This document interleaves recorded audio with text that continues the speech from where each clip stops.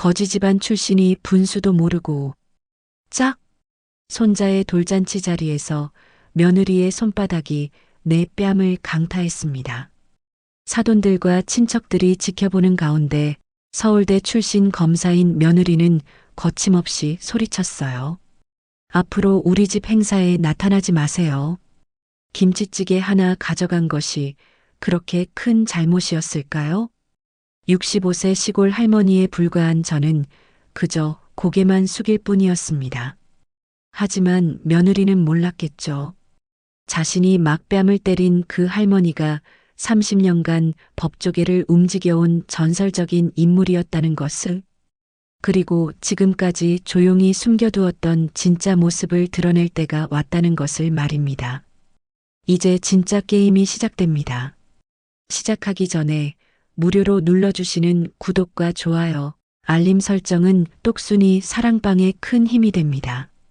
지금 어디서 듣고 계신지 댓글 달아주세요. 그럼 지금부터 이야기를 시작하겠습니다. 새벽 5시 김옥자는 부엌에서 김치찌개 냄새를 맡으며 만족스럽게 미소를 지었습니다. 오늘은 손자 영준이의 돌잔치가 있는 날이었어요. 며느리 지선이 준비한 음식이 부족할까봐 새벽부터 일어나 정성스럽게 끓인 김치찌개였습니다. 옥자는 3년 묵은 김치를 골라 쓰고 돼지고기도 기름기가 적당한 것으로 골라 넣었어요. 이 정도면 손님들이 좋아하겠지. 옥자가 냄비 뚜껑을 열어 김치찌개 냄새를 한 번 더 맡아보며 혼잣말했습니다. 국물이 진하고 김치가 잘 익어서 깊은 맛이 우러나고 있었어요. 옥자는 냄비를 보온백에 넣고 사돈집으로 향했습니다.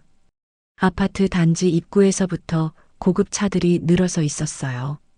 지선의 직장 동료들과 대학 동창들이 벌써 도착한 모양이었습니다. 옥자는 냄비를 꽉 안고 엘리베이터에 올랐어요. 어머님, 뭘 또 이런 걸 가져오셨어요? 지선이 현관문을 열더니 옥자가 든 냄비를 보고 눈썹을 찌푸렸습니다. 지선의 목소리에는 짜증이 섞여 있었고 입가에는 불쾌한 표정이 역력했어요. 음식이 부족할까봐 김치찌개를 끓여왔어. 손님들이 많이 오신다고 했잖니. 옥자가 냄비를 들어 올리며 조심스럽게 말했습니다. 지선은 냄비를 받으려 하지도 않고 팔짱을 끼고 서 있었어요. 저희가 이미 충분히 준비했는데 왜 이런 촌스러운 음식을 가져오세요? 손님들이 뭐라고 생각하겠어요? 지선이 고개를 돌리며 차갑게 말했습니다. 지선의 눈빛에는 명백한 거부감이 드러나 있었어요. 옥자는 가슴이 답답해졌지만 참고 부엌으로 향했습니다. 부엌에 들어서자 호텔에서 주문한 듯한 고급 음식들이 정갈하게 늘어서 있었어요. 샐러드부터 스테이크, 새우튀김까지 화려한 서양식 요리들이 가득했습니다. 옥자는 구석진 곳에 김치찌개 냄비를 놓고 그릇에 덜어냈어요. 안녕하세요. 처음 뵙겠습니다. 손님들이 하나둘 옥자에게 인사를 건넸습니다. 지선의 직장 동료들과 대학 동창들로 보였어요. 모두들 깔끔한 정장 차림에 명품 가방을 들고 있었습니다. 아, 지선이 시어머님이세요. 한 여성이 옥자를 알아보며 정중하게 인사했습니다. 옥자는 고개를 숙이며 겸손하게 인사를 받았어요. 거실에서는 영준이를 둘러싸고 사진을 찍는 소리가 요란했습니다. 지선이 아기를 안고 포즈를 취하며 웃고 있었어요. 옥자는 멀찌감치 서서 그 모습을 바라봤습니다. 음식 드세요. 배고프시죠? 지선이 손님들에게 음식을 권했습니다. 사람들이 하나둘 음식을 가져다 먹기 시작했어요. 그런데 김치찌개를 맛본 한 손님이 갑자기 눈이 커졌습니다. 와, 이 김치찌개 진짜 맛있다. 이게 뭐예요? 손님이 김치찌개를 한 숟가락 더 떠먹으며 감탄사를 내뱉었습니다. 그 소리를 들은 다른 손님들도 하나둘 김치찌개를 맛보기 시작했어요. 정말이네요. 김치찌개가 이렇게 깊은 맛이 날 수가 있나요? 와, 김치가 정말 잘 익었어요. 어디서 파는 거예요? 집에서 끓인 건가요? 이 맛 정말 대단한데요. 손님들의 칭찬 소리가 거실에 울려 퍼졌습니다. 고급 호텔 음식보다 김치찌개에 더 관심을 보이는 사람들이 늘어났어요.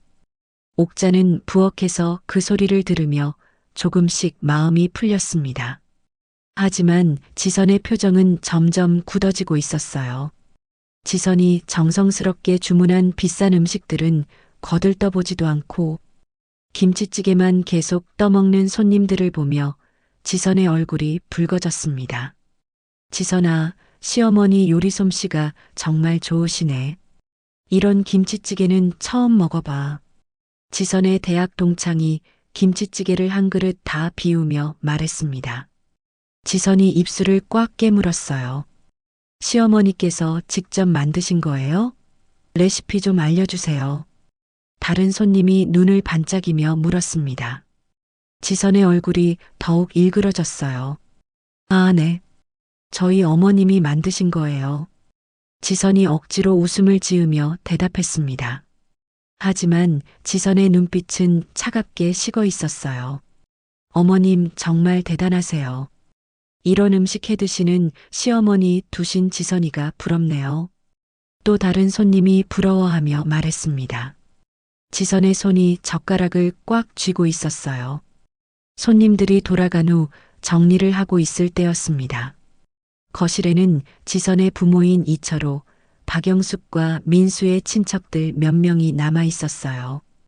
지선이 갑자기 옥자에게 다가와 큰 소리를 냈습니다. 어머님, 도대체 왜 그런 촌스러운 음식을 가져오셔서 우리 체면을 깎아내리시는 거예요? 지선의 목소리가 거실에 울려 퍼졌습니다. 갑작스러운 지선의 폭발에 모든 사람들이 놀라며 지선을 바라봤어요. 손님들이 좋아하시던데? 옥자가 조심스럽게 말했습니다. 옥자는 손님들의 반응이 나쁘지 않았다고 생각했거든요. 좋아하긴요. 저희가 얼마나 정성스럽게 준비했는데 그런 거지 집안 음식을 가져와서 다 망쳐놨어요. 지선이 목소리를 높였습니다. 옥자의 얼굴이 창백해졌어요. 지선아, 그런 말하는 거 아니야. 아들 민수가 당황하며 말했습니다. 하지만 지선은 멈추지 않았어요. 거지 집안 출신이 분수도 모르고 이런 데 와서 촌스러운 짓을 하니까 손님들이 저희를 우습게 봤잖아요. 지선이 옥자를 향해 손가락질하며 소리쳤습니다. 거실이 순간 조용해졌어요. 모든 시선이 옥자에게 집중되었습니다. 지선이 말이 틀린 건 아니네요. 격이 다른 자리에서는 생각을 좀 해야죠. 지선의 아버지 이철호가 고개를 끄덕이며 말했습니다. 이철호의 목소리에는 옥자를 깔보는 기색이 역력했어요. 그러게요. 요즘 시대의 김치찌개라니. 손님들이 뭐라고 생각했겠어요. 지선의 어머니 박영숙도 거들었습니다. 박영숙은 팔짱을 끼고 옥자를 위아래로 훑어보며 비웃는 표정을 지었어요. 옥자는 사방에서 쏟아지는 비난의 시선을 받으며 입술을 떨었습니다. 가슴이 답답하고 숨이 막혔어요. 손님들이 맛있다고 했는데 옥자가 억울한 마음에 다시 한번 말했습니다. 그런데 지선의 얼굴이 더욱 일그러졌어요. 짝! 갑자기 날카로운 소리가 거실에 울려 퍼졌습니다. 지선이 옥자의 뺨을 세게 때린 거였어요. 옥자의 머리가 옆으로 돌아갔습니다. 앞으로 우리 집 행사에 나타나지 마세요. 창피해서 견딜 수가 없어요. 지선이 숨을 거칠게 쉬며 소리쳤습니다. 옥자의 왼쪽 뺨이 빨갛게 부어올랐어요. 뺨에서 화끈거리는 열기가 올라왔습니다. 거실에 있던 모든 사람들이 충격에 휩싸여 아무 말도 하지 못했어요. 옥자는 뺨을 감싸쥐고 지선을 바라봤습니다. 지선의 눈에는 분노와 경멸이 가득했어요. 민수야, 뭐라고 좀 해. 옥자가 떨리는 목소리로 아들을 불렀습니다. 민수는 아내와 어머니 사이에서 갈팡질팡하며 어쩔 줄 몰라 했어요. 어머니도 좀 생각해서 행동하셨어야죠. 민수가 결국 입을 열었습니다. 옥자의 눈이 커졌어요. 지선이 말이 맞아요. 어머니가 먼저 잘못하신 것 아니에요? 요즘 세상에 그런 식으로 하시면. 민수가 아내 편을 들며 말했습니다. 옥자는 아들마저 지선의 편에 서는 모습을 보며 절망감을 느꼈어요. 그래, 며느리 말이 맞다. 시대가 바뀌었는데. 민수의 삼촌이 고개를 끄덕이며 말했습니다. 요즘 젊은 사람들 체면도 생각해야지. 무작정 옛날 방식대로 하면 안 되지. 민수의 고모도 거들었습니다. 옥자는 사방에서 쏟아지는 비난의 시선을 받으며 서 있었어요. 모든 사람들이 자신을 탓하고 있었습니다. 평생 가족을 위해 살아온 자신이 하루아침에 가족들의 짐이 되어버린 기분이었어요. 옥자가 아무 말 없이 현관문을 향해 걸어갔습니다. 지선이 팔짱을 끼고 옥자의 뒷모습을 냉정하게 바라봤어요. 앞으로는 이런 일 없도록 해요. 저희도 체면이 있어요. 지선이 옥자의 등 뒤로 차가운 목소리를 던졌습니다. 옥자는 대답하지 않고 현관문을 열었어요. 집으로 돌아가는 길에 옥자의 뺨은 계속 욱신거렸습니다. 65년을 살아오면서 이런 모욕을 당해본 적이 없었어요. 특히 사돈들과 친척들이 보는 앞에서 뺨을 맞는다는 것은 상상도 할 수 없었습니다. 집에 도착한 옥자는 거울 앞에 서서 자신의 얼굴을 바라봤습니다. 왼쪽 뺨이 빨갛게 부어 있고 손가락 자국이 선명하게 남아 있었어요. 옥자는 찬물에 수건을 적셔 뺨에 대고 있었습니다.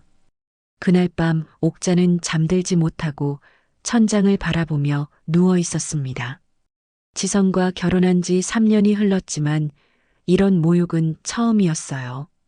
하지만 돌이켜보니 지선의 무시와 모멸은 결혼 첫날부터 시작되었습니다. 촌스럽고 가난한 집이네요. 이런 데서 어떻게 살아요? 지선이 처음 시댁에 왔을 때 한 말이 떠올랐습니다. 명절 때마다 이런 허름한 집에 오기 싫다고 중얼거리던 지선의 모습도 생각났어요. 옥자가 정성스럽게 차린 음식을 먹을 수 없다며 거부하던 일들도 떠올랐습니다. 손님들 앞에서 시어머니는 요리도 제대로 못한다며 창피를 주던 일들도 기억났어요. 시골 출신이라 세상 물정을 몰라요. 교육을 제대로 못 받아서 그래요. 지선이 친구들 앞에서 옥자를 두고 한 말들이 하나씩 떠올랐습니다. 옥자는 가족의 화목을 위해 모든 것을 참아왔어요. 며느리가 적응할 시간이 필요하다고 생각했습니다. 하지만 오늘은 달랐어요. 사돈들과 친척들이 보는 앞에서 뺨을 맞는 것은 견딜 수 있는 선을 넘었습니다. 더욱이 아들마저 지선의 편에 서는 것을 보며 옥자는 완전히 고립되었다는 것을 깨달았어요. 옥자가 침대에서 일어나 서랍을 열었습니다. 서랍 깊숙한 곳에서 오래된 명함 몇 장이 나왔어요. 30년 전 삼성 법무팀에서 근무할 때 받은 명함들이었습니다. 대법원 판사, 검찰청장, 법무법인 대표들의 명함이 하나씩 나왔어요. 옥자는 명함들을 하나씩 들여다보며 기억을 되살렸습니다. 그때 자신이 얼마나 많은 사람들을 도와주었는지, 얼마나 많은 사람들이 자신을 존경했는지 떠올랐어요. 김옥자 선배님, 평생 은혜 잊지 않겠습니다. 선배님 덕분에 오늘의 제가 있습니다. 후배들이 했던 말들이 귓가에 울렸습니다. 하지만 지금 옥자는 거지 집안 출신이라는 말을 들으며 뺨을 맞는 처지가 되어 있었어요. 새벽 4시가 되어서야 옥자는 차가운 결심을 품고 명함들을 서랍에 넣었습니다. 30년 동안 봉인해 두었던 또 다른 자신을 꺼낼 때가 왔다는 것을 직감했어요. 옥자의 눈빛이 차갑게 변했습니다. 이제는 더 이상 참지 않기로 했어요. 다음 날 아침 옥자는 부은 뺨에 파스를 붙이고 있을 때 현관문이 열리는 소리가 들렸습니다. 민수가 들어오더니 거실에 털썩 주저앉으며 한숨을 내쉬었어요. 옥자는 파스를 붙인 채로 부엌에서 나와 민수를 바라봤습니다. 어머니, 민수가 무거운 목소리로 옥자를 불렀습니다. 옥자는 아들이 자신을 위로하러 온 줄 알고 마음이 조금 풀렸어요. 어머니, 지선이한테 사과하세요. 민수가 고개를 숙이며 말했습니다. 옥자는 귀를 의심했어요. 뭐라고? 지선이가 화가 많이 났어요. 어머니가 먼저 사과하시면 이 일은 넘어갈 수 있을 거예요. 민수가 옥자의 눈을 피하며 말했습니다. 옥자는 아들의 말을 듣고 가슴이 철렁 내려앉았어요. 민수야, 누가 누구한테 사과해야 하는 거니? 내가 뺨을 맞았는데. 옥자가 떨리는 목소리로 파스가 붙은 뺨을 가리키며 말했습니다. 그래도 어머니가 먼저 잘못하신 거 아니에요? 분위기 파악도 못하시고. 민수가 짜증을 내며 말했습니다. 옥자는 아들이 완전히 며느리 편에 서 있다는 것을 깨달았어요. 난 손님들이 맛있게 먹어서 기뻤는데. 옥자가 억울한 마음에 말했습니다. 그게 문제라니까요. 지선이가 얼마나 정성스럽게 준비했는데 어머니가 김치찌개 가져가서 다 망친 거예요. 민수가 목소리를 높였습니다. 옥자는 아들의 차가운 말투에 몸서리가 쳤어요. 지선이 말이 맞아요. 어머니가 좀 생각해서 행동하셨어야죠. 민수가 팔짱을 끼며 말했습니다. 옥자의 눈에 눈물이 고였어요. 그럼 내가 잘못했다는 거니? 당연하죠. 어머니 때문에 우리 부부가 파경에 이를 수도 있어요. 민수가 단호하게 말했습니다. 옥자는 아들이 이렇게까지 변했다는 것에 충격을 받았어요. 민수야, 넌 내 아들이잖아. 옥자가 애절한 목소리로 말했습니다. 그렇지만 지선이도 내 아내예요. 더 이상 지선이를 힘들게 하지 마세요. 민수가 차갑게 말하고 집을 나가버렸습니다. 옥자는 혼자 남아서 깊은 한숨을 내쉬었어요. 그날 저녁 옥자는 지선의 집 앞에서 머뭇거리고 있었습니다. 손자 영준이가 보고 싶어서 용기를 내어 찾아왔어요. 옥자가 초인종을 눌렀습니다. 누구세요? 지선의 목소리가 차갑게 들려왔습니다. 지선아, 나야. 영준이 보러 왔어. 옥자가 조심스럽게 말했습니다. 잠시 정적이 흐른 후 지선이 문을 열었어요. 어머님, 영준이 지금 자고 있어요. 그리고 저희 집에 오시면 안 된다고 어제 말씀드렸잖아요.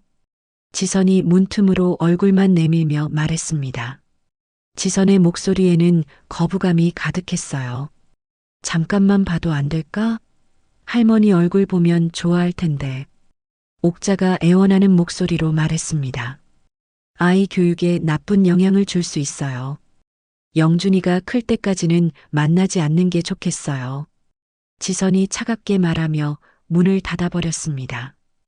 옥자는 닫힌 문 앞에서 한참을 서 있었어요. 안에서 영준이의 웃음소리가 들려왔지만 옥자는 들어갈 수 없었습니다. 옥자는 무거운 발걸음으로 집으로 돌아왔어요. 사흘 후 옥자는 사돈집을 찾았습니다. 지선의 부모인 이철호와 박영숙을 만나 이야기해 보려고 했어요. 옥자가 현관문을 두드렸습니다. 어머, 이게 누구야? 거지 집안 할머니네. 박영숙이 문을 열더니 비웃는 표정을 지었습니다. 사돈어른, 잠깐 이야기 좀 할 수 있을까요? 옥자가 정중하게 말했습니다. 들어오세요. 할 말이 많으니까. 박영숙이 마지못해 문을 열어주었습니다. 거실에는 이철호도 앉아 있었어요. 사돈어른들, 지난번 일로 죄송합니다. 옥자가 고개를 숙이며 말했습니다. 죄송하긴요. 우리 딸이 얼마나 창피를 당했는데. 박영숙이 팔짱을 끼며 말했습니다. 그래요. 검사인 딸이 시어머니 때문에 체면을 구긴 거예요. 이철호가 거들었습니다.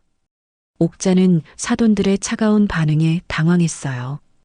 그래도 가족인데 이렇게 사이가 나빠지면 가족이라고 해서 다 똑같은 가족이 아니죠. 우리 딸은 검사예요. 검사. 박영숙이 목소리를 높였습니다. 솔직히 말해서 처음부터 반대했어요. 우리 딸 같은 사람이 왜 그런 집안과 결혼하나 싶었거든요. 이철호가 노골적으로 말했습니다. 옥자의 얼굴이 창백해졌어요. 이참에 이혼하는 게 어때요? 우리 딸도 그렇게 생각하고 있어요. 박영숙이 폭탄 발언을 했습니다.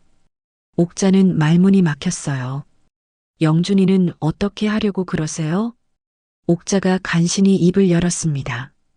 영준이는 당연히 지선이가 키우죠. 그 아이가 훨씬 잘 키울 수 있어요. 이철호가 단호하게 말했습니다. 옥자는 손자마저 빼앗길 수도 있다는 생각에 눈앞이 깜깜해졌어요. 손자는 할머니도 볼 권리가 있는데 무슨 권리요? 이런 식으로 나오시는 할머니한테 무슨 권리가 있어요? 박영숙이 콧방귀를 뀌며 말했습니다. 옥자는 더 이상 할 말이 없어서 집으로 돌아왔어요. 동네에서는 벌써 소문이 퍼지기 시작했습니다. 옥자가 슈퍼마켓에 갔을 때 동네 아줌마들이 수군거리는 소리가 들렸어요. 김옥자 씨네 며느리가 검사라면서? 맞아. 그런데 시어머니가 말썽을 부렸나 봐. 며느리도 감당 못하는 시어머니래. 검사 며느리가 시어머니를 포기했다니까. 옥자는 귓속이 화끈거려서 급히 물건을 사고 나왔습니다. 평생 모범적으로 살아온 자신이 동네 사람들 입방아에 오르내리는 게 견딜 수 없었어요. 일주일 후 지선이 갑자기 옥자의 집에 찾아왔습니다. 옥자가 문을 열자 지선이 당당하게 들어왔어요. 어머님, 이제 결정하셔야 해요. 지선이 거실에 앉으며 말했습니다. 지선의 목소리에는 협박하는 기색이 역력했어요. 무슨 결정? 이 낡은 집을 팔고 요양원에 들어가세요. 지선이 집안을 둘러보며 코웃음을 쳤습니다. 옥자는 지선의 말에 경악했어요. 갑자기 왜 그런 소리를 하니? 갑자기가 아니에요. 어머님이 계속 이런 식으로 나오시니까 어쩔 수 없잖아요. 지선이 다리를 꼬며 말했습니다. 이 집은 내가 평생 살던 집인데. 옥자가 떨리는 목소리로 말했습니다. 그렇게 고집만 부리실 거예요? 법적으로 강제할 수도 있어요.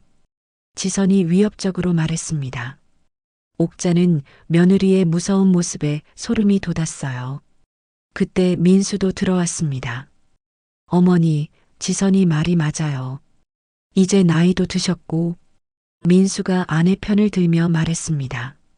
민수야, 네가 왜 이런 말을 하니? 어머니 때문에 우리 부부가 파경에 이를 수도 있어요. 이해해 주세요. 민수가 짜증을 내며 말했습니다.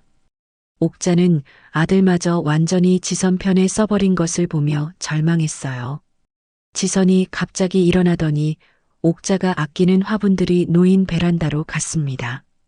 이런 지저분한 것들 때문에 집이 더러워져요. 지선이 화분 하나를 발로 차버렸습니다. 화분이 깨지면서 흙이 사방으로 흩어졌어요. 야, 그만해. 옥자가 소리쳤지만 지선은 멈추지 않았습니다. 이런 촌스러운 것들은 다 치워야 해요. 지선이 또 다른 화분을 발로 찼습니다. 옥자가 기르던 국화꽃이 산산조각 났어요. 그만하라니까. 옥자가 지선의 팔을 붙잡으며 말했습니다. 손 떼세요. 더러워요. 지선이 옥자의 손을 뿌리치며 소리쳤습니다. 옥자는 며느리의 잔인한 모습에 충격을 받았어요. 어머니, 지선이가 화났잖아요. 왜 자꾸 건드리세요? 민수가 오히려 어머니를 나무랐습니다. 옥자는 아들이 자신보다 아내를 선택한 것에 마음이 찢어졌어요. 절망한 옥자는 은행에 가서 평생 모아둔 적금을 해약했습니다. 3천만 원이 들어있던 통장이었어요. 옥자가 그 돈을 들고 지선에게 갔습니다. 지선아, 이 돈이라도 받고 우리를 내버려둬. 옥자가 통장을 내밀며 애원했습니다. 이런 푼돈으로 뭘 하겠다고 그러세요? 지선이 통장을 보지도 않고 비웃었습니다. 3천만 원인데. 3천만 원이요? 우리가 한 달에 쓰는 돈도 안 되는데요. 지선이 코웃음을 쳤습니다. 옥자는 자신의 평생 저축이 이렇게 무시당하는 것에 분노했어요. 그럼 어떻게 하면 되니? 진짜 요양원 들어가시든가 아니면 우리 앞에서 영영 사라지세요. 지선이 차갑게 말하고 나가버렸습니다. 옥자는 혼자 남아서 깨진 화분들을 바라보며 눈물을 흘렸어요. 그날 밤 옥자는 서랍을 뒤지다가 오래된 명함들을 다시 발견했습니다. 30년 전 법무팀에서 받은 명함들이었어요. 옥자는 명함들을 하나씩 들여다보며 생각에 잠겼습니다. 최재훈 판사의 명함이 눈에 들어왔어요. 대학 동창이자 지금은 대법원 판사가 된 사람이었습니다. 옥자는 명함을 오랫동안 바라보며 무언가를 결심하는 듯 했어요. 이제 정말 마지막이구나. 옥자가 중얼거리며 명함을 가슴에 품었습니다. 30년간 숨겨온 자신의 정체를 드러낼 때가 왔다는 것을 느꼈어요. 그 다음 날 오후 옥자는 마당에서 지선이 깨뜨린 화분 조각들을 주워 담고 있었습니다. 깨진 도자기 파편들이 햇빛에 반짝이며 옥자의 마음처럼 산산조각 나 있었어요. 옥자는 무릎을 꿇고 흙을 긁어 모으며 한숨을 내쉬었습니다. 그때 집 앞에 검은색 고급 승용차 한 대가 천천히 멈춰 섰어요. 차 문이 열리더니 정장을 깔끔하게 차려입은 중년 남성이 내렸습니다. 옥자는 고개를 들어 그 사람을 바라봤어요. 옥자 선배님? 남자가 조심스럽게 말했습니다. 옥자는 그 목소리를 듣는 순간 깜짝 놀라 일어섰어요. 재훈아? 맞습니다. 최재훈입니다. 최재훈이 깍듯하게 인사하며 다가왔습니다. 옥자는 30년 만에 만나는 대학 동창의 모습에 당황했어요. 법조계 은퇴식에서 선배님 소식을 들었는데 안부가 궁금해서 찾아왔습니다. 최재훈이 정중한 목소리로 말했습니다. 옥자는 손에 묻은 흙을 털어내며 어쩔 줄 몰라 했어요. 그냥 평범하게 살고 있어. 옥자가 어색하게 웃으며 대답했습니다. 최재훈의 시선이 옥자의 뺨에 붙은 파스와 마당에 흩어진 화분 조각들을 훑쳤어요. 선배님, 혹시 무슨 일이 있으셨나요? 최재훈이 조심스럽게 물었습니다. 옥자는 고개를 돌리며 대답을 피하려 했어요. 아니야, 별일 없어. 그냥 화분이 깨져서. 집 안에서 이야기할까요? 밖에서 서 있기 뭐하니까. 최재훈이 제안했습니다. 옥자는 망설이다가 고개를 끄덕였어요. 거실에 앉은 최재훈은 옥자의 얼굴을 자세히 살펴봤습니다. 파스가 붙은 뺨과 초췌한 모습이 눈에 들어왔어요. 선배님, 정말 무슨 일 있으신 거 아니에요? 최재훈이 다시 한번 물었습니다. 옥자는 한참을 망설이다가 입을 열었어요. 사실은. 옥자가 떨리는 목소리로 지난 며칠간의 일을 차근차근 말하기 시작했습니다. 돌잔치에서 김치찌개를 가져간 일부터 뺨을 맞은 일까지 모든 걸 털어놨어요. 최재훈의 얼굴이 점점 굳어졌습니다. 검사라는 사람이 시어머니한테 그런 식으로 행동한다니 말이 안 됩니다. 최재훈이 분노하며 말했습니다. 주먹을 꽉 쥐고 있었어요. 괜찮아. 이제 다 지나간 일이야. 옥자가 손사래를 치며 말했습니다. 괜찮긴요. 혹시 그 며느리가 어느 청에서 근무하는지 알 수 있을까요? 최재훈이 진지한 표정으로 물었습니다. 옥자는 주저하다가 지선의 이름과 소속을 말해줬어요. 이지선 검사요? 최재훈의 눈빛이 날카로워졌습니다. 그 이름을 어디선가 들어본 것 같았어요. 그때 현관문이 열리는 소리가 들렸어요. 지선과 민수가 함께 들어오고 있었습니다. 어머님, 또 무슨 짓을 하신 거예요? 지선이 큰 소리로 말하며 거실로 들어왔습니다. 그런데 거실에 앉아 있는 최재훈을 보고 표정이 굳었어요. 민수도 낯선 사람을 보고 당황했습니다. 안녕하세요. 최재훈이 일어나서 정중하게 인사했습니다. 지선은 최재훈의 품격 있는 모습과 고급 정장을 보고 긴장했어요. 혹시 어떤 분이신지? 지선이 조심스럽게 물었습니다.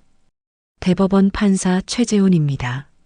최재훈이 명함을 건네며 말했습니다. 지선의 얼굴이 창백해졌어요. 네, 대법원 판사님이요? 지선이 떨리는 목소리로 되물었습니다. 민수도 놀라서 어쩔 줄 몰라 했어요. 어머니, 어떻게 알게 되신 분이세요? 민수가 옥자에게 물었습니다. 그냥 옛 지인이야. 옥자가 간단하게 대답했습니다. 지선은 시어머니가 대법원 판사와 아는 사이라는 것에 당황했어요. 선배님과는 대학교 동창 사이입니다.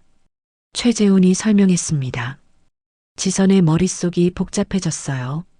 아, 그러시군요. 저는 이지선 검사입니다. 지선이 어색하게 인사했습니다. 검사님이시군요. 어느 청에서 근무하시는지? 최재훈이 관심 있게 물었습니다. 서울중앙지검입니다. 지선이 대답했습니다. 최재훈이 고개를 끄덕이며 지선을 바라봤어요. 그런데 어머님 뺨은 왜 그러세요? 최재훈이 옥자의 뺨을 가리키며 물었습니다. 지선이 움찔했어요. 그게 옥자가 말하려는데 지선이 재빨리 끼어들었습니다. 넘어져서 다치셨어요. 지선이 거짓말을 했습니다. 최재훈은 지선의 말을 의심스럽게 바라봤어요. 그런가요? 조심하셔야겠네요. 최재훈이 의미심장하게 말했습니다. 분위기가 어색해졌어요. 그럼 이만 가보겠습니다. 선배님 연락드리겠습니다. 최재훈이 일어나며 말했습니다. 고마워, 재훈아. 옥자가 문까지 배웅했습니다. 최재훈이 떠난 후 지선은 불안해하기 시작했어요. 시어머니가 대법원 판사와 아는 사이라는 것이 믿기지 않았습니다. 어머님, 정말 그분과 대학교 동창이세요? 민수가 물었습니다. 응, 같이 다녔어. 옥자가 담담하게 대답했습니다. 지선은 여전히 의심스러운 눈으로 옥자를 바라봤어요. 설마 이 할머니가 대법원 판사와 친분이 있을 리가. 지선이 혼잣말처럼 중얼거렸습니다. 하지만 마음 한편으로는 불안감이 엄습했어요. 혹시나 하는 마음에 조금 조심해야겠다는 생각이 들었습니다. 그날 저녁 옥자의 휴대전화가 울렸어요. 최재훈에게서 온 전화였습니다. 선배님, 내일 시간이 되시면 사무실로 오셔서 자세한 이야기를 나눠볼까요? 최재훈이 제안했습니다. 옥자는 한참을 고민했어요. 괜찮을까? 물론입니다. 선배님을 뵙고 싶어 하는 사람들이 많아요. 최재훈의 말에 옥자는 용기를 냈습니다. 그럼 내일 오후에 갈게. 알겠습니다. 주소 문자로 보내드리겠습니다. 전화를 끊은 후 옥자는 깊은 생각에 잠겼어요. 지선은 옆방에서 옥자의 통화를 엿듣고 있었습니다. 시어머니가 대법원 판사와 전화 통화를 한다는 것이 이상했어요. 정말 단순한 동창 사이일까? 지선이 의심스러워했습니다. 하지만 여전히 촌부 시어머니가 그런 높은 사람과 특별한 관계일 거라는 생각은 하지 못했어요. 그냥 옛날에 잠깐 알던 사이겠지. 지선이 스스로를 안심시켰습니다. 그날 밤 옥자는 침실에서 오래된 서류들을 꺼내봤어요. 30년 전 삼성 법무팀에서 근무하던 시절의 자료들이었습니다. 각종 표창장과 감사장이 나왔어요. 법무 발전에 기여한 공로라고 적힌 상장도 있었습니다. 옥자는 후배들과 찍은 사진들도 하나씩 들여다봤어요. 지금은 모두 법조계 주요 인물들이 된 사람들이었습니다. 검찰청장, 대법관들과 함께 찍은 사진도 있었어요. 모두들 옥자를 존경하는 눈빛으로 바라보고 있었습니다. 내가 이렇게 많은 사람들을 도왔구나. 옥자가 중얼거렸습니다. 자신이 얼마나 많은 법조인들을 길러냈는지 새삼 깨달았어요. 옥자는 명함들도 다시 한번 정리했습니다. 대법원 판사, 검찰청장, 변호사협회장 등 쟁쟁한 인물들의 명함이 가득했어요. 모두들 옥자에게 선배님, 은사님이라고 불렀던 사람들이었습니다. 이제 정말 숨길 필요가 없겠구나. 옥자가 결심에 찬 목소리로 말했습니다. 30년간 봉인해 두었던 과거를 꺼낼 때가 왔어요. 옥자는 내일 최재훈을 만나러 가기 위해 옷장에서 정장을 꺼냈습니다. 오랫동안 입지 않았던 옷이지만 여전히 단정했어요. 거울 앞에 서서 정장을 맞춰본 옥자의 모습은 달라 보였습니다. 평소에 소박한 할머니가 아니라 품격 있는 여성의 모습이었어요. 내일부터는 진짜 내 모습을 보여줄 시간이야. 옥자가 거울 속 자신을 바라보며 다짐했습니다. 눈빛이 30년 전처럼 날카롭고 자신감으로 가득했어요. 다음 날 오전, 옥자는 30년 만에 정장을 차려입고 거울 앞에 섰습니다. 검은색 정장에 진주 목걸이를 착용한 모습은 평소의 소박한 할머니와는 완전히 달랐어요. 옥자는 거울 속 자신을 바라보며 깊은 숨을 들이쉬었습니다. 이제 진짜 내 모습을 보여줄 시간이야. 옥자가 중얼거리며 핸드백을 들었습니다. 가방 안에는 30년 전 명함들과 각종 증명서들이 들어 있었어요. 최재훈의 사무실이 있는 대법원 건물 앞에서 옥자는 잠시 멈춰 섰습니다. 위험 있는 건물을 올려다보니 젊은 시절의 기억이 되살아났어요. 옥자는 당당한 걸음으로 건물 안으로 들어갔습니다. 김옥자 선배님 맞으시죠? 로비에서 최재훈이 옥자를 맞이했습니다. 정장을 입은 옥자의 모습을 보고 최재훈도 놀란 표정을 지었어요. 재훈아, 고마워. 옥자가 품격 있는 목소리로 인사했습니다.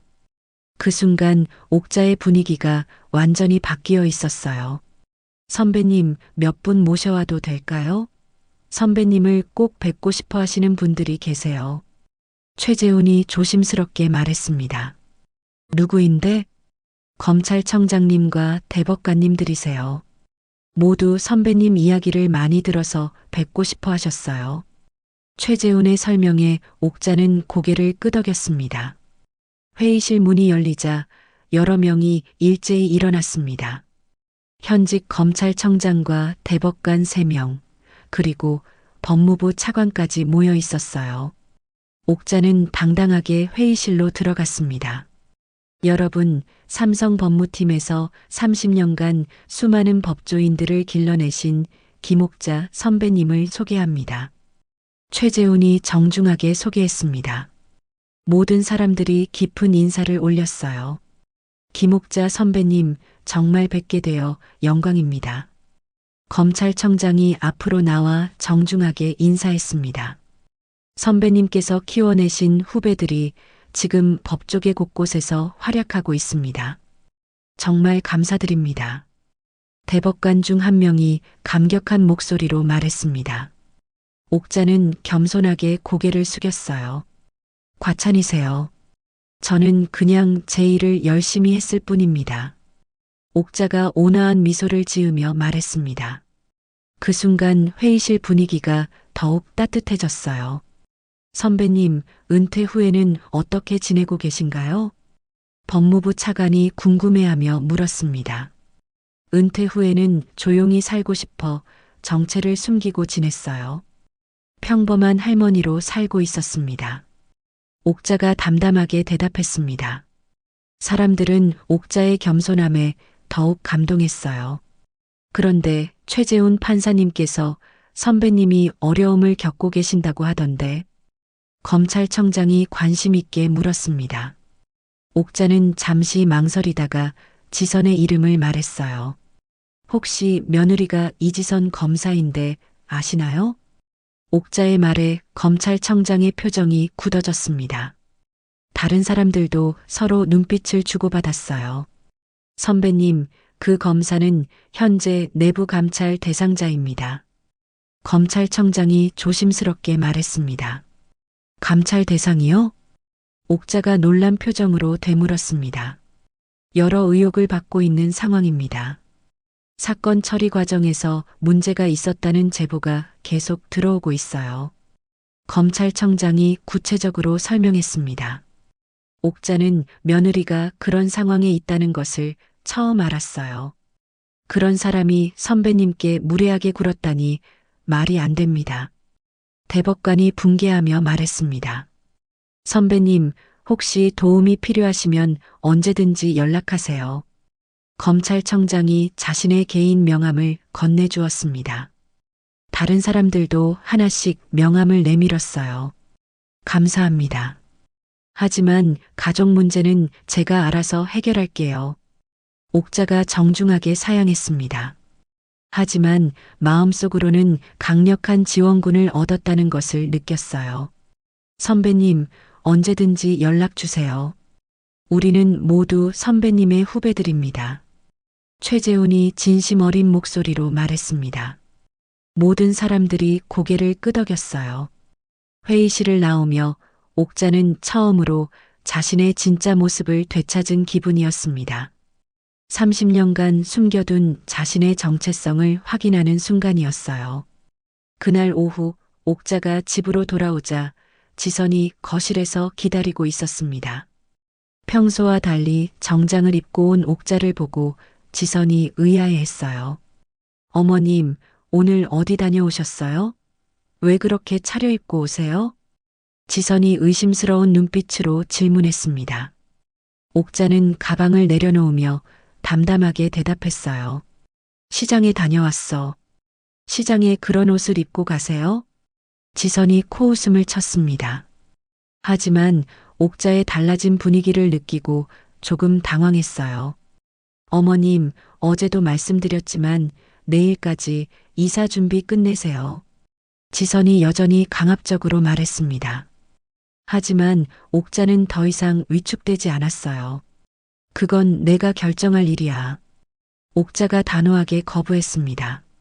지선은 옥자의 변화에 당황했어요. 뭐라고요? 감히 제 말을 거역하시는 거예요? 지선이 목소리를 높였습니다. 하지만 옥자는 흔들리지 않았어요. 지선아, 앞으로는 함부로 대하지 마. 옥자가 조용하지만 위압적인 목소리로 경고했습니다. 그 순간 지선은 시어머니에게서 느껴본 적 없는 기운을 느꼈어요. 어머니 대체 왜 그러세요?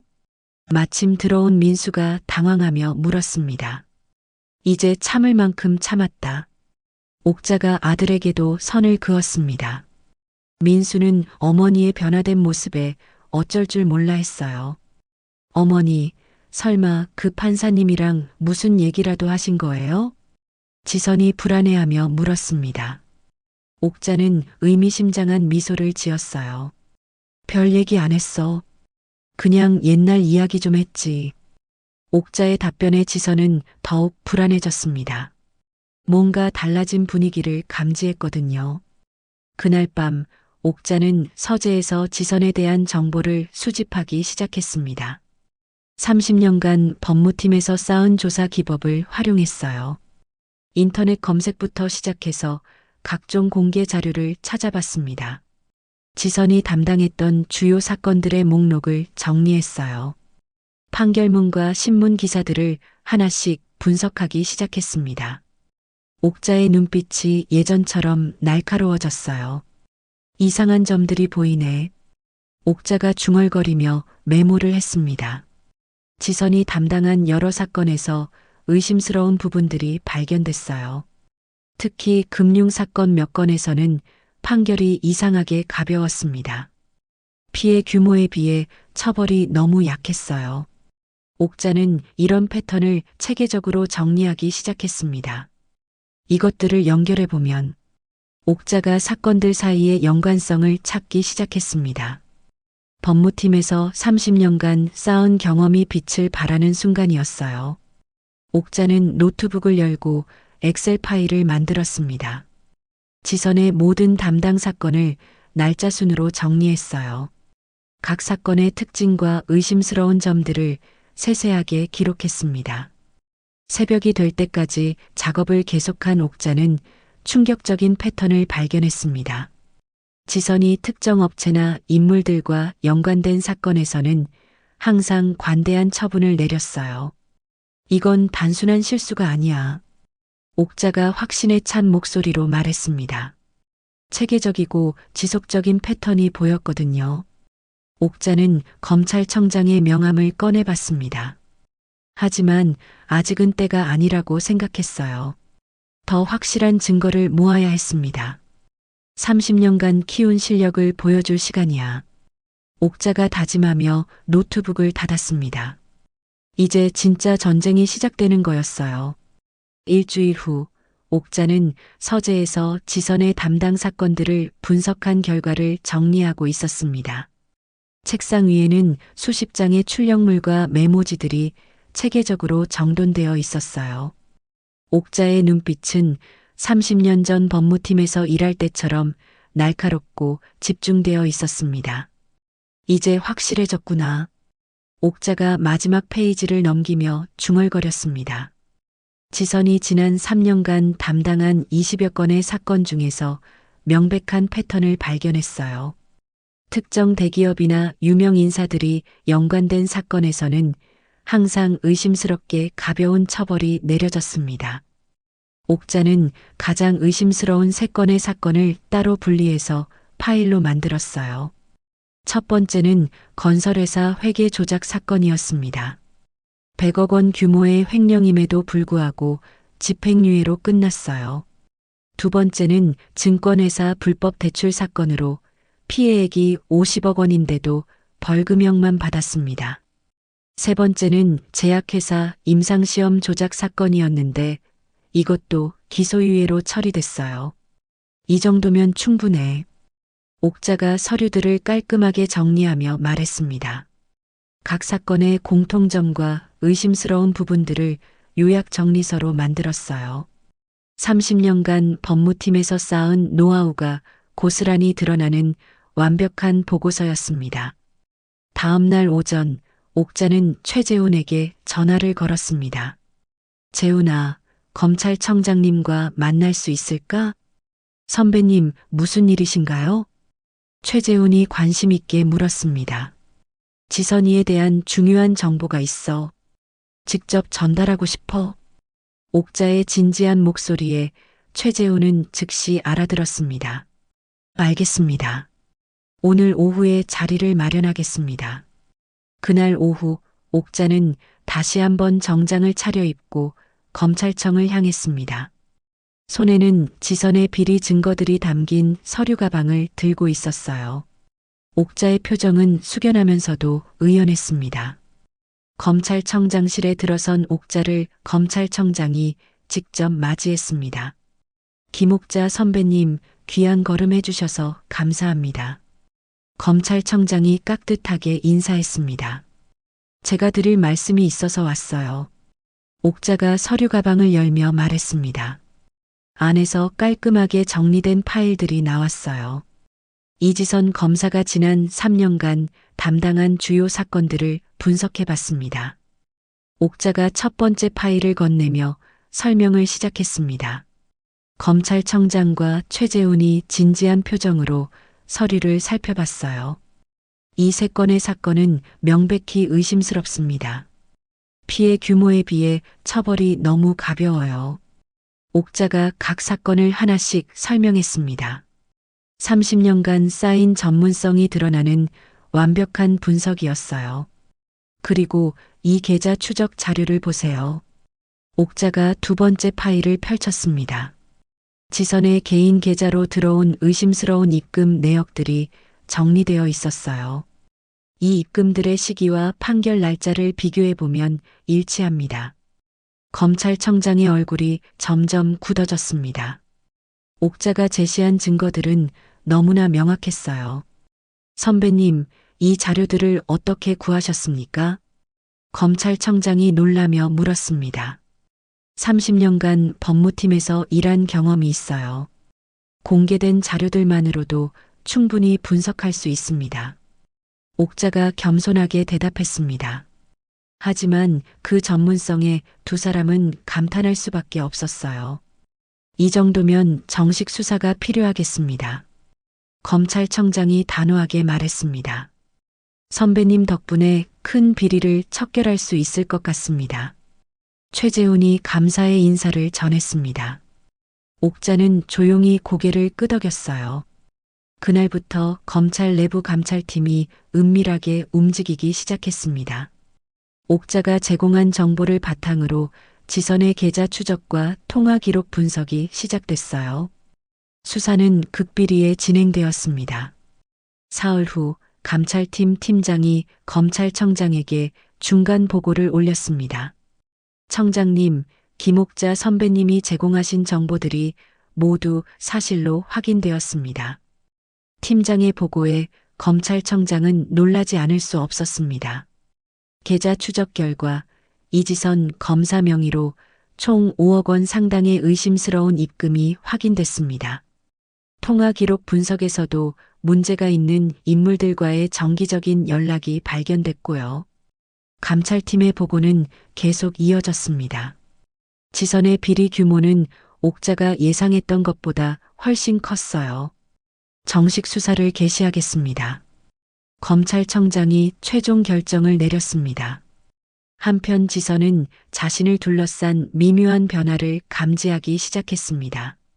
평소 친하게 지내던 동료들이 자신을 피하는 것 같았어요.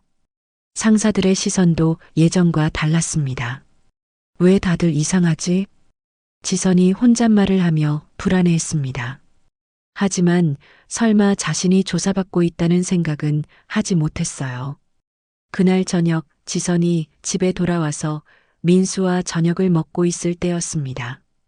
휴대전화가 울리더니 검찰청 내부 번호가 표시됐어요. 여보세요? 지선이 전화를 받았습니다. 이지선 검사님, 내일 오전 10시에 청장실로 와주시기 바랍니다. 차가운 목소리가 들려왔습니다. 지선의 얼굴이 창백해졌어요. 무슨 일인가요? 내일 오시면 말씀드리겠습니다. 전화가 끊어졌습니다. 지선은 휴대전화를 들고 멍하니 서 있었어요. 지선아, 무슨 전화야? 민수가 걱정스럽게 물었습니다. 청장실로 오라는데. 지선의 목소리가 떨리고 있었습니다. 뭔가 심상치 않은 기운을 느꼈어요. 옥자는 자신의 집에서 지선이 중요한 전화를 받는 모습을 멀리서 지켜보고 있었습니다. 창문 너머로 보이는 지선의 당황한 표정이 선명했어요. 이제 시작일 뿐이야. 옥자가 속으로 중얼거렸습니다. 30년간 키워온 법조계 인맥의 위력을 실감하는 순간이었어요. 다음 날 오전 검찰청장은 옥자에게 직접 전화를 걸었습니다. 선배님, 정식 수사를 개시했습니다. 선배님 덕분에 큰 비리를 척결할 수 있게 되었어요. 검찰청장의 목소리에는 감사함이 가득했습니다. 다행이네요. 정의가 실현되는 것을 보니 기쁩니다. 옥자가 차분하게 대답했습니다. 마음속으로는 깊은 만족감을 느끼고 있었어요. 앞으로도 계속 도움 부탁드립니다. 검찰청장의 말에 옥자는 고개를 끄덕였습니다. 그날 오후 지선의 사무실에 검찰 수사관들이 들이닥쳤습니다. 압수수색 영장을 들고 온 수사관들이 사무실을 뒤지기 시작했어요. 지선은 충격에 휩싸여 어쩔 줄 몰라 했습니다. 이게 무슨 일입니까? 지선이 떨리는 목소리로 물었습니다. 이지선 검사님, 뇌물수수와 직무유기 혐의로 수사를 받으시게 됐습니다. 수사관이 차갑게 통보했습니다. 지선의 얼굴이 새하얗게 변했어요.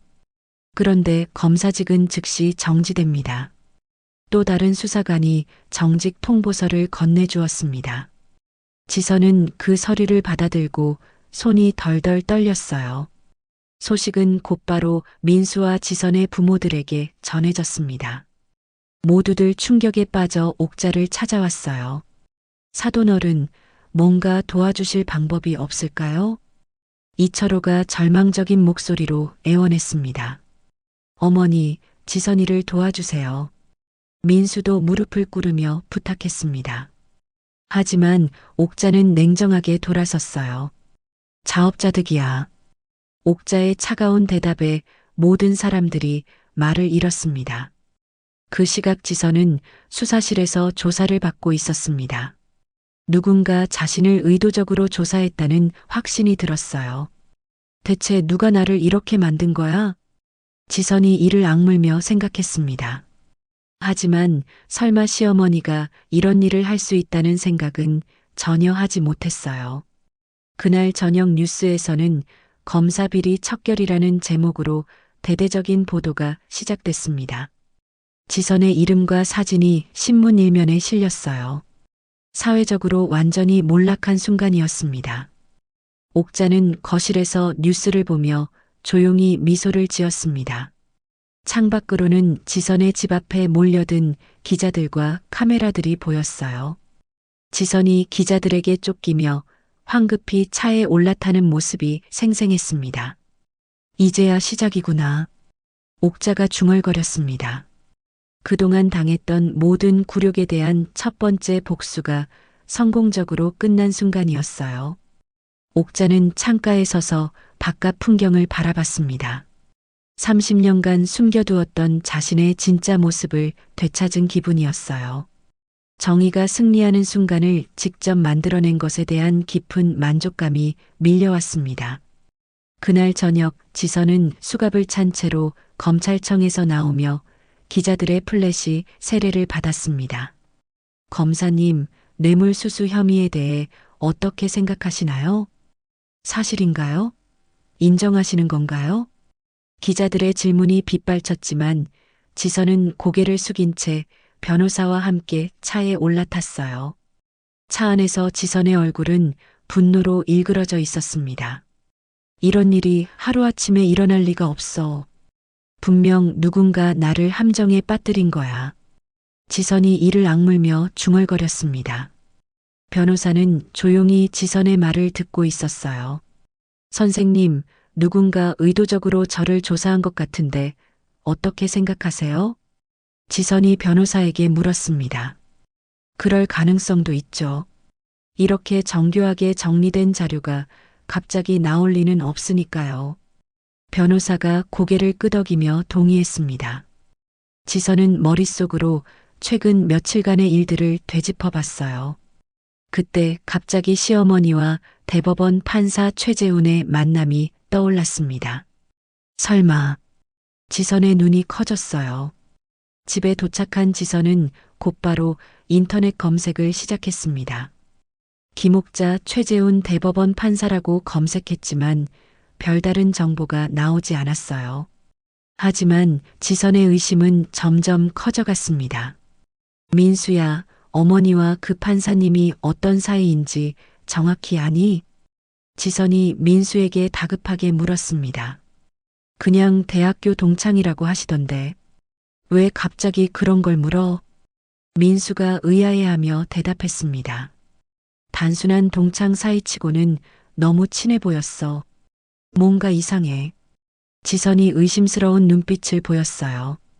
다음 날 오전, 지선은 사설탐 정사무소를 찾아갔습니다. 중년의 탐정이 지선을 맞이했어요. 어떤 일로 오셨나요? 탐정이 정중하게 물었습니다. 시어머니에 대해서 조사를 좀 해주세요. 김옥자라는 분인데 65세고요. 지선이 옥자의 인적사항을 알려주었습니다. 어떤 부분을 중점적으로 조사하길 원하시나요? 과거 경력이요. 특히 직장생활과 인맥관계를 자세히 알아봐 주세요. 지선이 간절한 목소리로 부탁했습니다. 알겠습니다. 일주일 정도 시간을 주시면 상세한 보고서를 드리겠습니다. 탐정이 약속했습니다. 지선은 높은 조사비를 지불하고 탐정사무소를 나왔어요. 반드시 뭔가 나올 거야.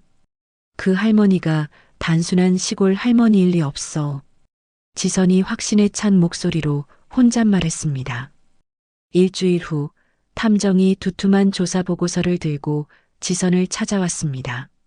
부인, 정말 놀라운 결과가 나왔습니다. 탐정의 목소리에는 흥분이 섞여 있었어요. 지선이 급하게 보고서를 펼쳐봤습니다. 첫 페이지부터 충격적인 내용이 적혀 있었어요.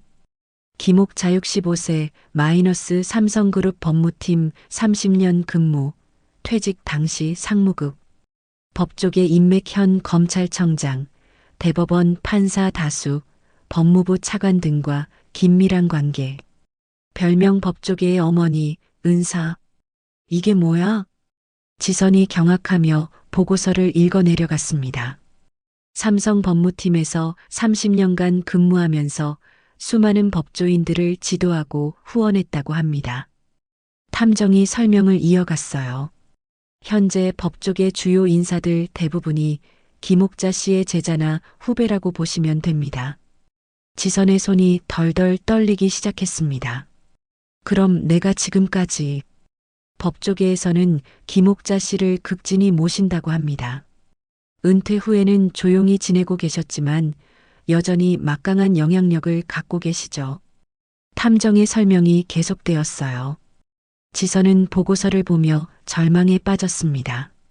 자신이 그토록 무시하고 괴롭혔던 시어머니가 법조계의 거물이었던 거예요. 내가 얼마나 바보였나. 지선이 자리에서 일어나 창밖을 바라봤습니다. 분노와 절망이 뒤섞인 복잡한 감정이 몰려왔어요. 그 할머니가 나를 일부러 함정에 빠뜨린 거야. 지선이 주먹을 쥐며 소리쳤습니다. 부인, 그런데 더 중요한 정보가 있습니다. 탐정이 조심스럽게 말했습니다. 뭔데요? 김옥자 씨가 30년 전에 담당했던 몇몇 사건들 중에 의혹이 있는 것들이 있어요. 지선의 눈이 번뜩였습니다.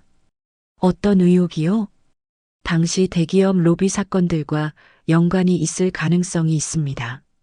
물론 확실한 증거는 없지만 탐정이 신중하게 말했습니다. 지선의 입가에 차가운 미소가 떠올랐어요. 그거면 충분해요. 자료를 더 자세히 조사해서 보내주세요. 알겠습니다.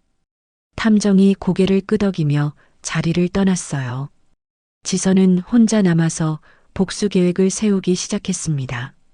옥자 할머니, 당신이 나를 지옥으로 보냈으니까 나도 당신을 똑같이 만들어줄게. 지선의 눈에 도끼가 가득했어요. 며칠 후 지선은 여러 언론사 기자들에게 연락을 취했습니다. 특히 사회부 기자들과 개인적으로 친분이 있던 사람들을 찾아갔어요.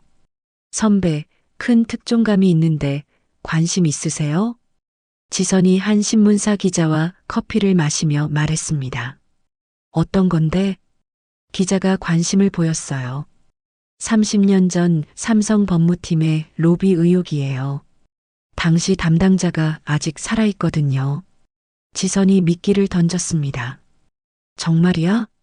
증거는 있어? 기자의 눈이 반짝였어요. 어느 정도는 있어요. 하지만 더 캐보면 나올 것 같아요. 지선이 교묘하게 말했습니다. 이런 식으로 지선은 여러 언론사에 옥자에 대한 의혹을 제기했어요. 직접적인 증거는 없었지만 30년 전 일이라 확인하기 어렵다는 점을 노렸습니다. 일주일 후 한 경제지에서 첫 번째 기사가 나왔어요. 30년 전 삼성 법무팀 로비 의혹 재조명이라는 제목이었습니다. 기사에는 김옥자의 이름이 명시적으로 언급되어 있었어요. 다른 언론들도 하나둘 관련 기사를 쏟아내기 시작했습니다. 법조계 거물에 숨겨진 과거, 검사 며느리 vs 시어머니, 진실 공방. 옥자는 집에서 인터넷 뉴스를 보며 충격을 받았습니다. 자신에 대한 의혹 기사들이 연이어 올라오고 있었어요. 이게 무슨 일이지? 옥자가 당황하며 혼잣말했습니다. 그때 최재훈에게서 전화가 왔어요. 선배님, 지금 상황을 보고 계신가요? 최재훈의 목소리에는 걱정이 가득했습니다. 응, 막 봤어. 이게 다 무슨 소리야? 옥자가 답답한 마음에 물었습니다. 누군가 의도적으로 언론에 제보한 것 같습니다. 선배님, 당분간 연락을 자제하는 게 좋겠어요. 최재훈의 말에 옥자는 충격을 받았어요. 재훈아, 너까지 나를 의심하는 거야? 그런 게 아니라 지금 상황이 너무 민감해서요. 잠시만 기다려주세요. 전화가 끊어진 후 옥자는 멍하니 서 있었습니다. 얼마 후 검찰청장에게서도 비슷한 전화가 왔어요. 선배님, 죄송하지만 당분간 거리를 두는 것이 좋겠습니다. 의혹이 해소될 때까지요. 검찰청장마저 선을 그었습니다. 옥자는 하루아침에 모든 지원군을 잃어버렸어요. 방금까지 자신을 선배님이라고 부르며 존경했던 사람들이 모두 등을 돌린 거였습니다. 지선이가 한 짓이구나. 옥자가 분노에 차서 중얼거렸습니다. 그날 저녁 지선이 옥자의 집을 찾아왔어요. 이번에는 당당한 모습이었습니다. 어머님, 안녕하세요? 지선이 비웃는 듯한 미소를 지으며 인사했습니다. 무슨 일로 왔니? 옥자가 차가운 목소리로 물었습니다. 어머님의 진짜 정체를 알았어요. 삼성 법무팀 상무님이셨죠? 지선이 조롱하는 투로 말했습니다. 옥자는 대답하지 않고 지선을 바라봤어요. 그동안 저를 속이고 계셨군요. 법조계의 어머니라는 분이 며느리한테 그런 대접을 받고만 있었다니. 지선이 계속 도발했습니다. 지선아, 네가 언론에 제보했구나. 옥자가 단호하게 말했습니다. 맞아요. 어머님이 저를 지옥으로 보내셨으니까 저도 똑같이 해드리는 거예요. 지선이 당당하게 인정했어요. 이제 어머님의 법조계 인맥들도 모두 등을 돌렸죠? 어떤 기분이세요? 지선의 목소리에 복수의 쾌감이 묻어났습니다. 옥자는 지선의 치밀한 복수에 감탄하면서도 분노했어요. 네가 그렇게 나올 줄은 몰랐구나. 어머님이 먼저 시작하신 거잖아요. 저는 방어한 것뿐이에요. 지선이 어깨를 으쓱하며 말했습니다. 이제 어머님도 혼자가 되셨네요. 저처럼요. 지선이 마지막 일격을 가했습니다. 옥자는 지선이 떠난 후 거실에 혼자 앉아 있었습니다. 30년간 쌓아온 명성과 인맥이 하루아침에 무너진 상황이었어요. 정말 치밀하게 준비했구나. 옥자가 쓴웃음을 지었습니다. 하지만 옥자는 포기하지 않았어요. 지선아, 이제 진짜 게임이 시작이야. 옥자의 눈에 다시 투지가 불타올랐습니다. 그날 밤 옥자는 서재에서 30년 전 자료들을 다시 정리하기 시작했습니다. 지선이 제기한 의혹들을 하나씩 반박할 수 있는 증거들을 모으기 시작했어요. 진실은 반드시 밝혀진다. 옥자가 다짐하며 밤늦게까지 작업을 계속했습니다. 이제 진짜 마지막 전쟁이 시작되는 순간이었어요. 그 다음날 오전, 옥자는 30년간 보관해온 모든 서류를 큰 상자에 담고 있었습니다. 삼성 법무팀에서 근무하던 시절의 회의록, 업무일지, 그리고 가장 중요한 녹음 파일들까지 모든 것을 정리했어요. 옥자의 손길은 조심스럽지만 확신에 차 있었습니다. 이제 진실을 밝힐 시간이야. 옥자가 마지막 파일을 상자에 넣으며 중얼거렸습니다. 30년간 자신을 보호해 주었던 이 자료들이 이제는 무기가 되는 순간이었어요. 옥자는 정장을 갖춰 입고 검찰청을 향했습니다. 입구에서 기다리고 있던 기자들이 옥자를 발견하고 몰려들었어요. 김옥자 씨, 30년 전 로비 의혹에 대해 어떻게 생각하시나요? 며느리와의 갈등이 이런 일로 번진 것에 대해서는 어떻게 보세요? 기자들의 질문이 쏟아졌지만 옥자는 당당하게 걸어갔습니다. 상자를 든 옥자의 모습에서는 흔들림이 전혀 느껴지지 않았어요. 검찰청 내부로 들어선 옥자를 검찰청장이 직접 맞이했습니다. 최근 언론 보도 때문에 어색한 분위기였지만 검찰청장의 표정에는 미안함이 역력했어요. 선배님, 이런 상황에서 찾아와 주셔서. 검찰청장이 조심스럽게 인사했습니다. 청장님, 이 상자를 받아주세요. 옥자가 무거운 상자를 건네며 말했습니다. 이게 뭡니까? 30년간 보관해온 모든 자료입니다. 지선이의 비리와 관련된 새로운 증거들도 있어요. 옥자의 말에 검찰청장의 눈이 커졌습니다. 회의실로 자리를 옮긴 후 옥자가 상자를 열기 시작했어요. 첫 번째로 나온 것은 두툼한 파일이었습니다. 이건 지선이가 담당한 모든 사건의 세부 분석 자료예요. 제가 직접 조사했습니다. 옥자가 파일을 펼쳐 보이며 설명했습니다. 검찰청장이 자료를 살펴보더니 감탄사를 내뱉었어요. 이런 정교한 분석을 어떻게 해? 그리고 이건 더 중요한 증거입니다. 옥자가 작은 녹음기를 꺼내며 말했습니다. 지선이가 저에게 요양원에 들어가라고 협박하던 대화와 화분을 깨뜨리던 장면을 녹음한 거예요. 녹음기에서 지선의 목소리가 흘러나왔습니다. 이 낡은 집을 팔고 요양원에 들어가세요. 법적으로 강제할 수도 있어요. 검찰청장의 얼굴이 굳어졌어요. 지선의 오만하고 협박적인 목소리가 생생하게 들렸습니다. 그리고 이건 30년 전 제 업무와 관련된 모든 문서들입니다. 옥자가 또 다른 파일을 꺼냈습니다. 당시 모든 의사결정 과정이 회의록에 기록되어 있어요. 제가 혼자 결정한 일은 하나도 없습니다. 검찰청장이 문서들을 하나씩 살펴보더니 고개를 끄덕였습니다. 모든 것이 정당한 절차를 거쳐 이루어진 일들이었어요. 마지막으로 이것을 보세요. 옥자가 은행 거래 내역을 내밀었습니다. 제가 30년간 받은 모든 급여와 퇴직금의 흐름입니다. 의심스러운 입금은 단 한 건도 없어요. 검찰청장은 옥자가 준비한 자료의 완벽함에 놀라지 않을 수 없었습니다. 30년간의 법무팀 경험이 만들어낸 완벽한 반박 자료였어요. 선배님, 정말 죄송합니다. 저희가 성급하게 판단했네요. 검찰청장이 깊이 고개를 숙이며 사과했습니다.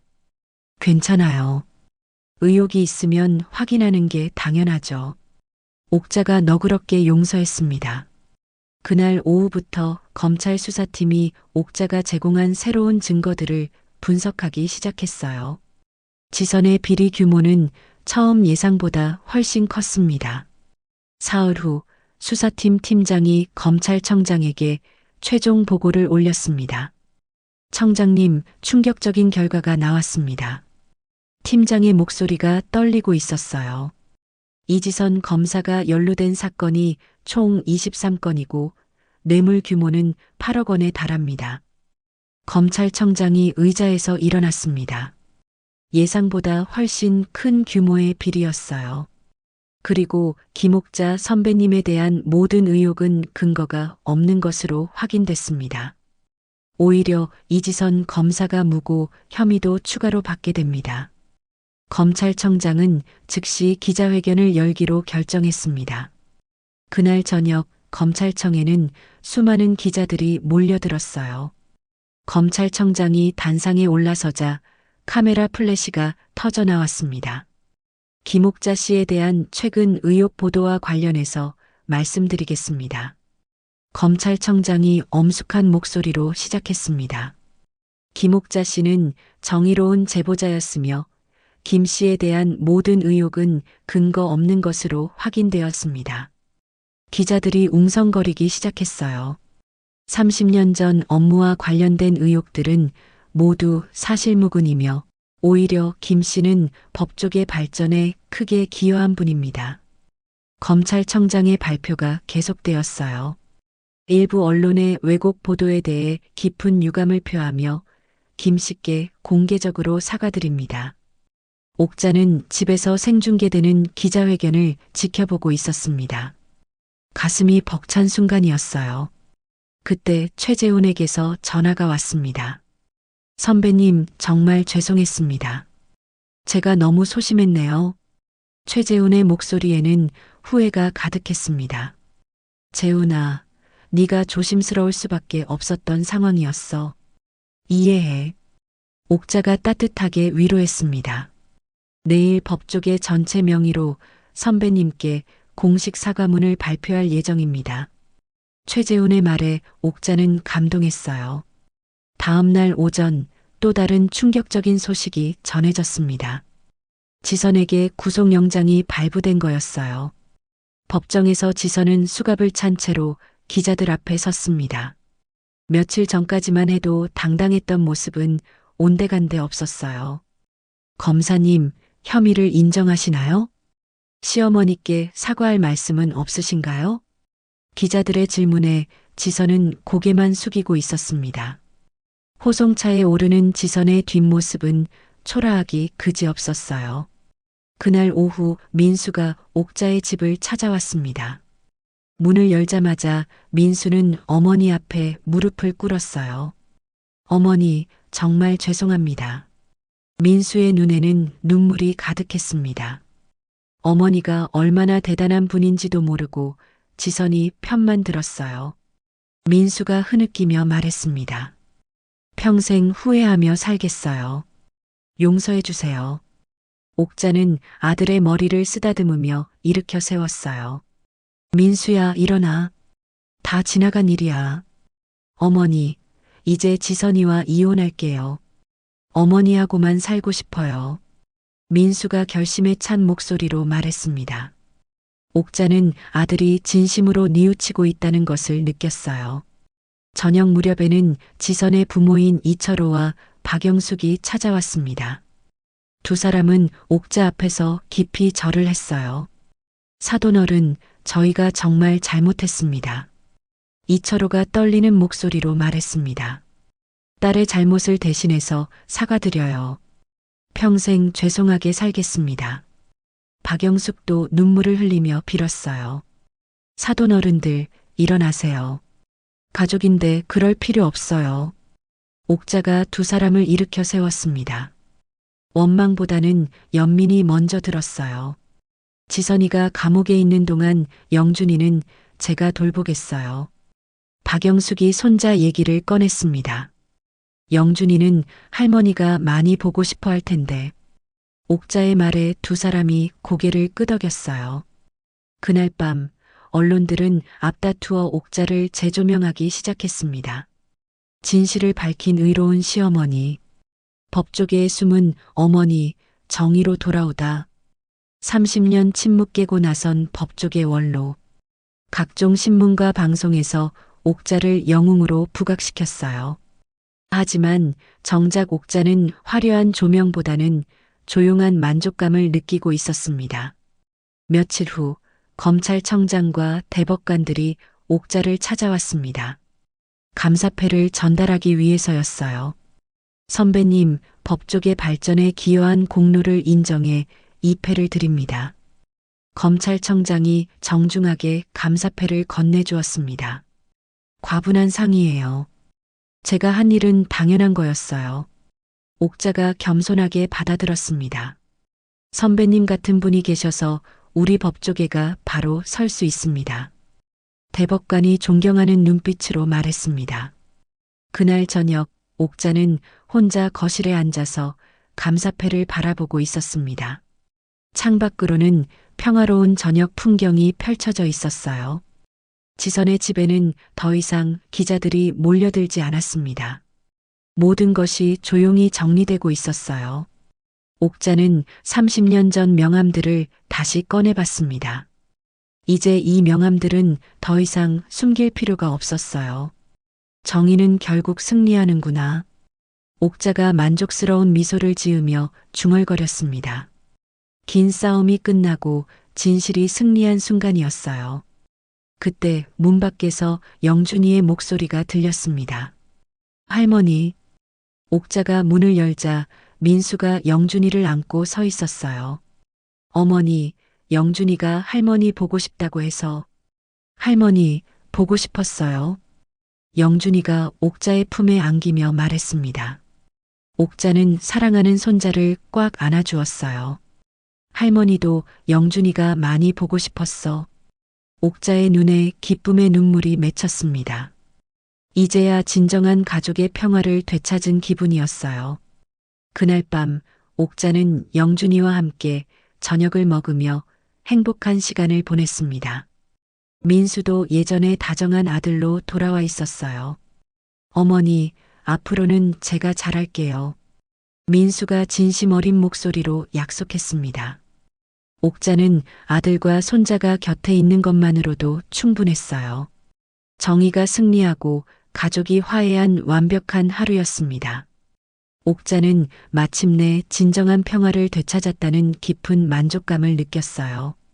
한 달 후 서울중앙지방법원 제3호 법정에는 수많은 기자들과 방청객들이 몰려들었습니다. 이지선 전 검사의 1심 선고 공판이 열리는 날이었어요.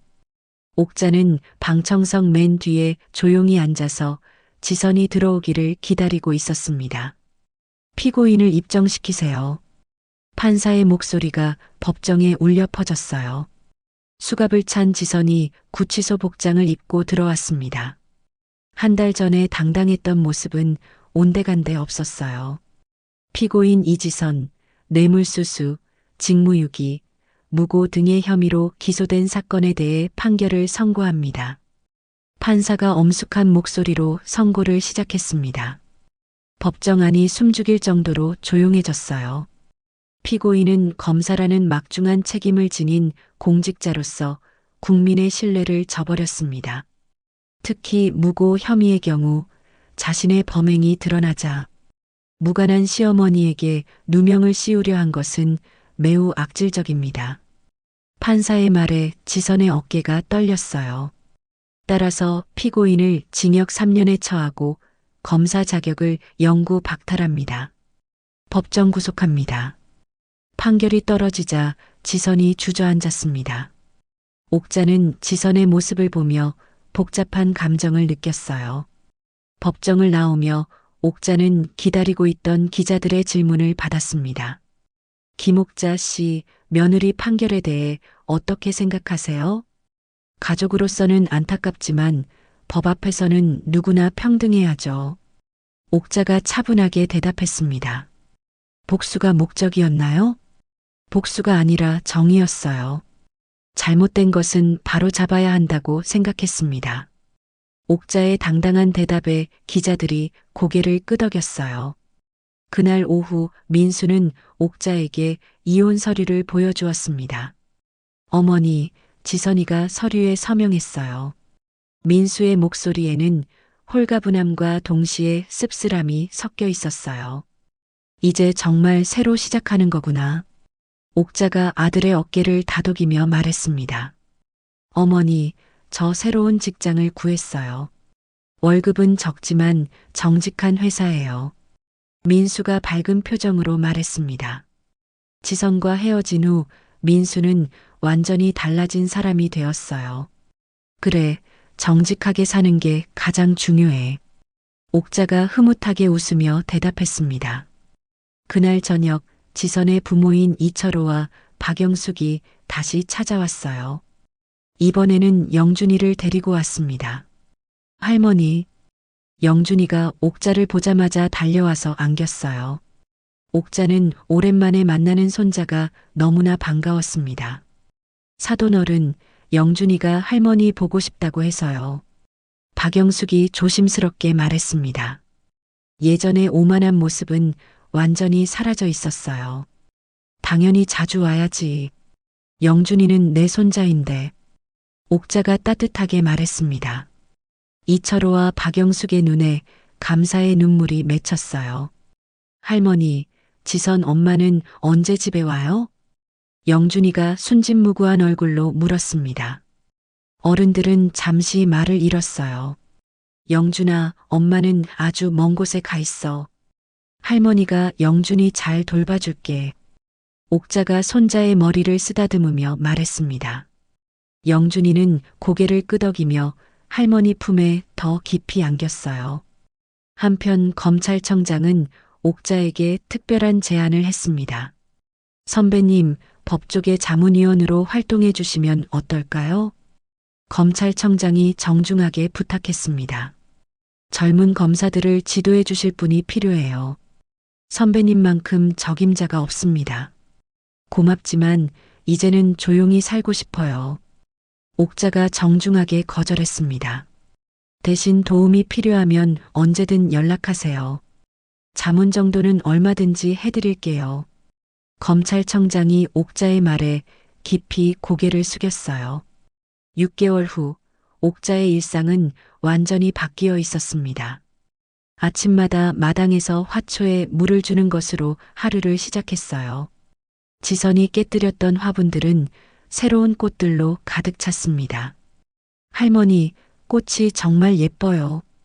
영준이가 매일 아침 옥자의 집에 와서 함께 화초를 가꾸었어요. 박영숙이 영준이를 데려와서 하루 종일 옥자와 함께 보내게 했습니다. 동네 사람들의 옥자를 보는 시선도 완전히 달라졌어요. 예전에는 며느리도 못 다루는 할머니라고 수군거렸지만 이제는 법조계 거물이라며 존경하는 눈빛으로 바라봤습니다. 김옥자 선생님, 우리 며느리가 말을 안 들어서 고민인데 조언 좀 해주세요. 선생님, 손자가 법대에 가고 싶다는데 어떻게 준비하면 좋을까요? 동네 아줌마들이 찾아와서 가정 문제에 대한 조언을 구했어요. 옥자는 자신의 경험을 바탕으로 따뜻한 조언을 해주었습니다. 민수는 새로운 직장에서 성실하게 일하며 어머니를 극진히 모셨어요. 매일 퇴근 후에는 어머니 집에 들러 안부를 물었습니다. 어머니, 오늘 회사에서 승진 제안이 들어왔어요. 민수가 기쁜 소식을 전했습니다.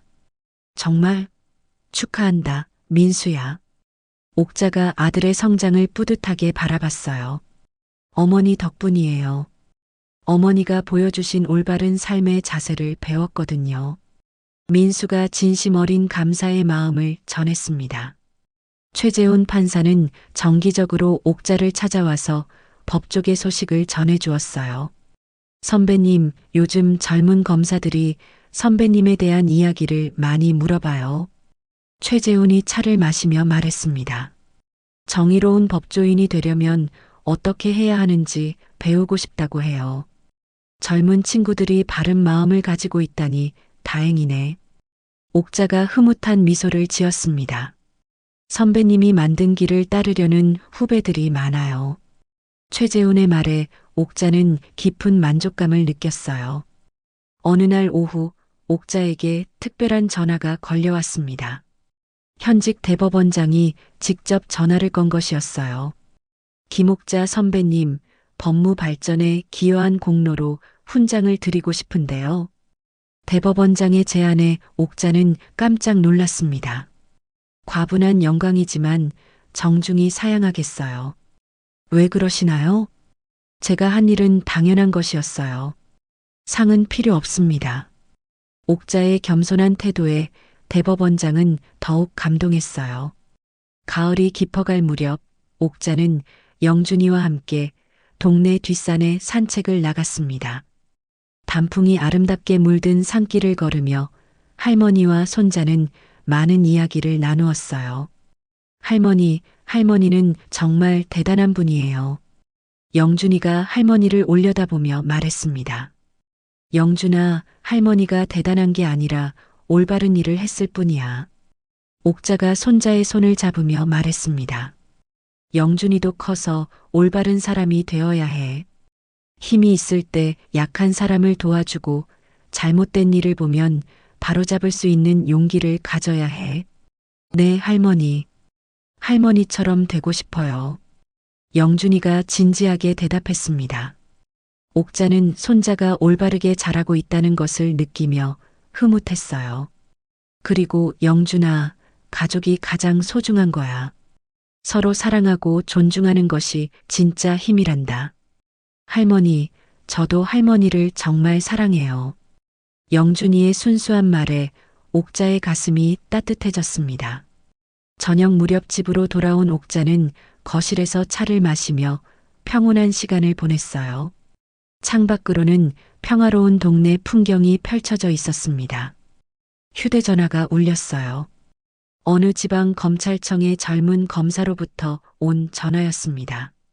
선배님, 어려운 사건을 맡게 되었는데 조언을 구하고 싶어서 전화드렸습니다. 젊은 검사의 목소리가 간절했어요. 어떤 사건인데? 옥자가 관심을 보이며 물었습니다. 20분간 통화를 하며 옥자는 후배에게 세심한 조언을 해주었어요. 정의롭고 공정한 수사 방향에 대해 구체적으로 가르쳐 주었습니다. 정말 감사합니다, 선배님. 선배님 말씀대로 해보겠습니다. 젊은 검사가 감사의 인사를 전했습니다. 옥자는 여전히 법조계 후배들의 멘토 역할을 하고 있었어요. 그날 밤 옥자는 일기를 쓰며 하루를 정리했습니다. 오늘도 평안한 하루였다. 영준이와 함께한 산책이 특히 의미 깊었다. 손자가 올바르게 자라고 있어서 마음이 놓인다. 민수도 제자리를 찾아가고 있고 법조계 후배들도 바른 길을 걸어가고 있다. 지선이는 안타깝지만 그것 또한 자신이 선택한 길이다. 옥자는 일기를 덮고 창밖을 바라봤습니다. 별이 아름답게 빛나는 고요한 밤이었어요. 이제 옥자는 진정한 평화를 되찾았습니다. 정의가 승리하고 가족이 화해하고 올바른 길을 걸어가는 후배들을 볼 수 있었어요.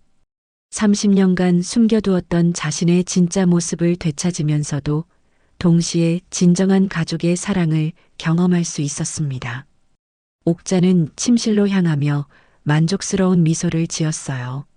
내일도 영준이와 함께 화초에 물을 주고 동네 이웃들의 고민을 들어주고 후배들에게 조언을 해주는 평범하지만 의미 있는 하루가 기다리고 있었습니다. 진정한 힘은 올바름에서 나오는구나. 옥자가 마지막으로 중얼거리며 불을 껐습니다. 그리고 자신이 지켜낸 가족의 평화와 정의로운 삶에 대한 깊은 만족감 속에서 편안한 잠에 빠져들었어요.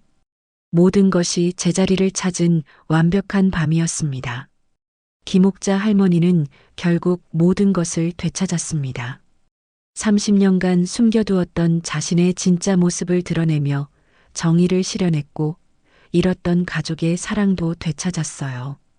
지선은 자신의 오만함과 탐욕의 대가를 치르며 3년간 감옥에서 지내게 되었습니다. 하지만 무엇보다 중요한 것은 옥자가 복수가 아닌 정의를 선택했다는 점입니다. 그 결과 아들 민수는 진정한 효자로 거듭났고 손자 영준이와의 소중한 시간도 되찾을 수 있었어요. 때로는 참는 것이 미덕이지만 선을 넘는 불의 앞에서는 당당히 맞서야 한다는 것을 보여준 이야기였습니다. 진정한 힘은 학벌이나 지위에서 나오는 것이 아니라 올바른 마음에서 나온다는 교훈을 남겨줍니다. 이야기를 끝까지 들어주신 분이 계시다면 잘 들었다고 댓글 하나만 남겨주세요. 지금까지 똑순이 사랑방이었습니다. 감사합니다.